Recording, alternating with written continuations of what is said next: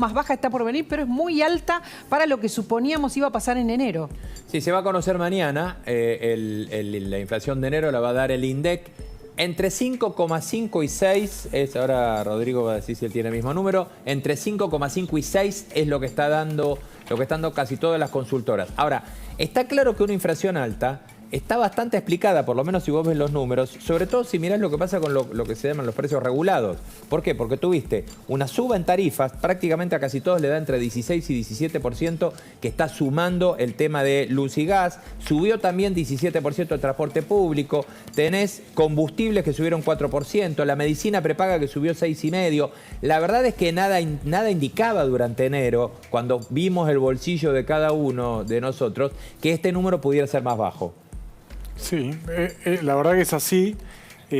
Ahora la preocupación y el equipo económico hoy está tratando de tapar esta noticia con alguna noticia positiva. ¿Tapar? Sí, tapar. ¿Por qué? Tapar el número el 6 que va a aparecer o algo así, digamos. El número va a salir.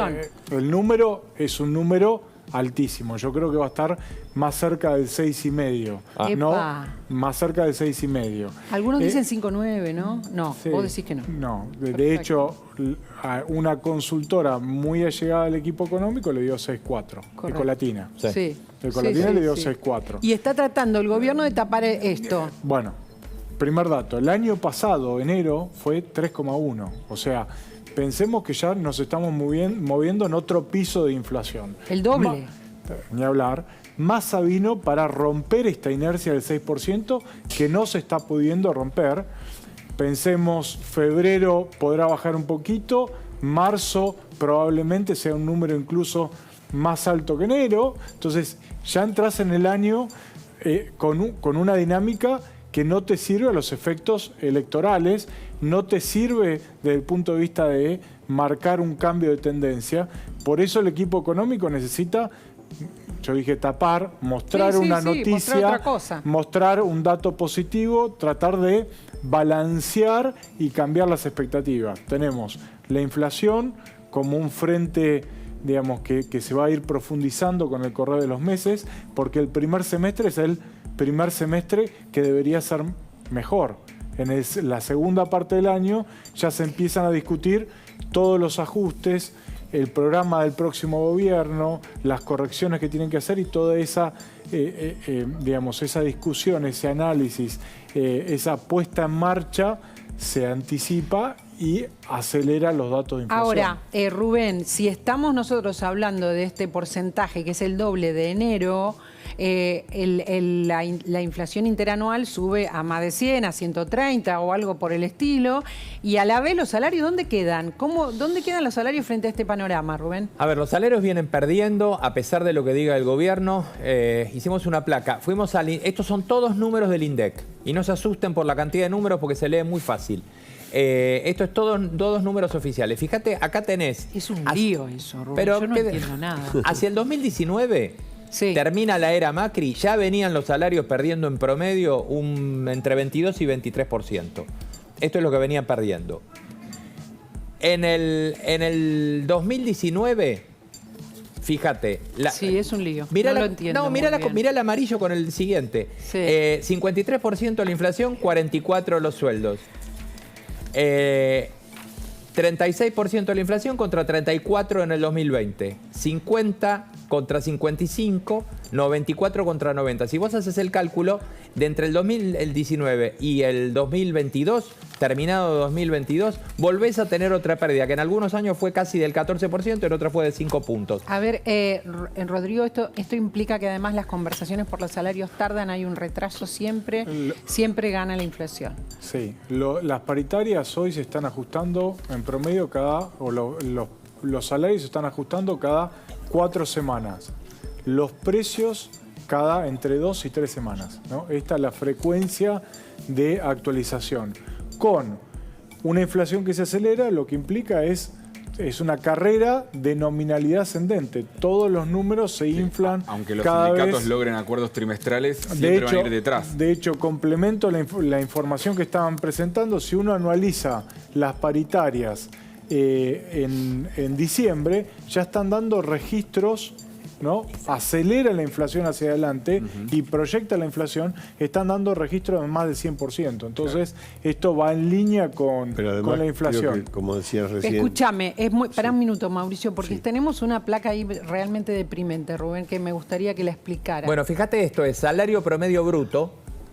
Es el salario promedio que cobraron los argentinos, lo que pasó entre el 2012 y el 2022, medido en dólares, que la verdad que me parece a mí que es lo que hay que medirlo en serio. De 1.450 dólares en el 2012, 1.230, 1.689, tuviste un pico en el 2017 de recuperación, después viene la crisis de la mitad del gobierno de Mauricio Macri, caes a 1.065 y hoy estamos en 462 dólares.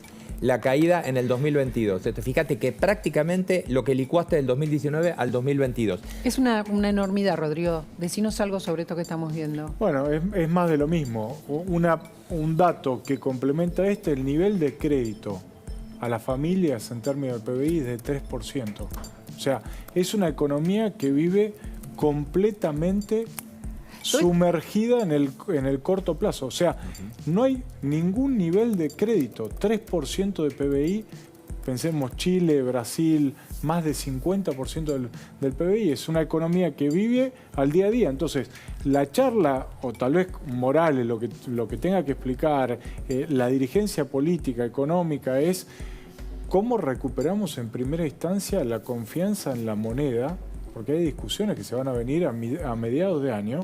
¿Qué va a pasar con los vencimientos de deuda en pesos? ¿Se paga la deuda en pesos o no? Que afecta el bolsillo de los argentinos y lo que estamos discutiendo es la supervivencia de la moneda argentina o no. Pero mientras tanto la pauperización de todos, porque esto es lo que muestra el mismo salario, estamos haciendo el mismo salario, es lo que hizo Rubén, este cálculo que ya cada vez vale menos. En términos reales, ¿no? En la vida real. Ni hablar, pero la discusión es, pensemos que todavía la corrección económica todavía no está. Entonces, para sostener el nuevo acuerdo, que en algún momento se va a dar, hacen falta definiciones básicas. De hecho, no se está haciendo, decís todavía. No se está haciendo nada. Hay algo que para que esto es re importante.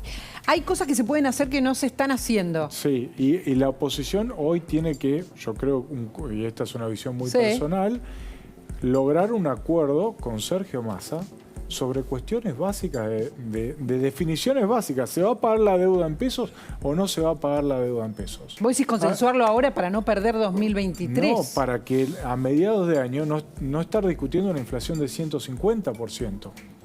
Digo, porque la discusión de mediados de año es qué pasa con la plata que nosotros dejamos en el banco. Es plata que va a comprar títulos de deuda del sector público. Sí.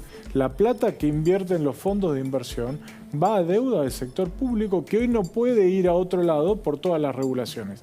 Si esa deuda se reestructura, bueno, va a haber problemas muy graves, va a haber una corrida contra el dólar, va a haber que en definitiva afectan la inflación. Digo, parecen problemas lejanos. Pero ahora, recordemos y con esto cierro la idea, recordemos lo que pasó en julio del año pasado, que fue cuando terminó asumiendo Massa. Tuvimos en un mes niveles de salto de tipo de cambio violentos que nos llevaron la inflación de un ritmo promedio que venía al 4, 4,5 al 6. ¿Qué pasa si se vuelve a repetir y profundizar esto? Estamos en el 6. Hoy estamos en el 6, de velocidad crucero. Estamos hablando del momento más crítico de 2022, ¿verdad? Sí. Cuando hablamos del 6.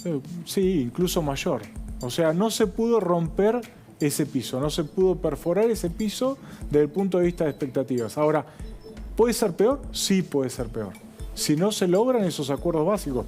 Y de hecho, un comunicado que fue muy importante la semana pasada, donde la oposición dice, bueno, si no se logran... empecemos a definir qué se va a hacer con el déficit, con la acumulación de deuda. Es esta la discusión clave en lo económico. Hace falta un pacto en lo económico con cuestiones básicas sobre si la deuda... Acá no tenemos que hablar del litio, del petróleo, vaca muerta, el sexo de Los Ángeles, cuestiones concretas. Claro, vos decís que nadie dé más vueltas y se hable de lo concreto que hay que acordar, sentarse y acordarlo. Porque si no, se puede disparar más, decís vos. Sin duda, y con este nivel de conflictividad y con este punto de partida, yo creo que el escenario, los problemas se van a precipitar mucho si no se empiezan a dar definiciones. El año se va a adelantar. Es decir, ¿no? el 3,2 de masa de abril no. El 3,2 de masa de abril, no. Sí, probablemente en marzo estemos más cerca del 7 que no del 3, del 4, del 5. Ojalá. Yo creo que hoy un 5 lo firman con las dos manos. Rodrigo, mil gracias por haber venido y por espero que favor. vengas pronto. ¿Cómo no? No te demores. Tenemos que cambiar de tema, les vamos a hablar de lo